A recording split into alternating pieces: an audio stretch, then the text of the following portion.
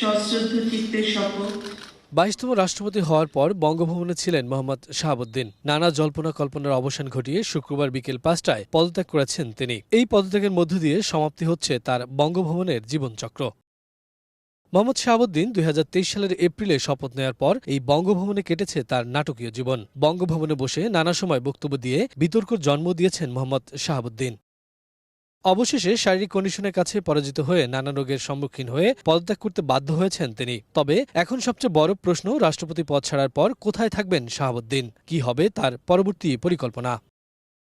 নিয়ম অনুযায়ী বাসভবন ছাড়তে হচ্ছে শাহাবুদ্দিনকে। সংশ্লিষ্ট একটি দায়িত্বশীল সূত্রের দাবি, পদত্যাগের পরপরই রাজধানীর গুলশানের 123 নম্বর রোডের গ্রিন ভিলা নামে ব্যক্তিগত বাড়িতে উঠবেন সাবেক রাষ্ট্রপতি শাহাবুদ্দিন। রাষ্ট্রীয় বাসভবন বঙ্গভবন ছেড়ে ব্যক্তিগত জীবনেই ফিরবেন তিনি।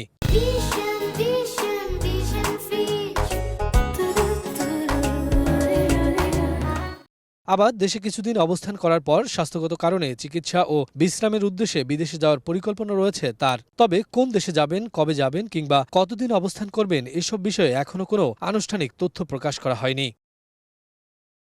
রাষ্ট্রপতির পদত্যাগের পরবর্তী অবস্থান নিয়ে রাজনৈতিক অঙ্গন ও প্রশাসনিক মহলে চলছে নানা আলোচনা। তবে এ বিষয়ে সরকার কিংবা রাষ্ট্রপতির কার্যালয় থেকে এখন পর্যন্ত কোনো মন্তব্য পাওয়া যায়নি। শফিকুজ্জামান রুবেল, সময় সংবাদ, ঢাকা।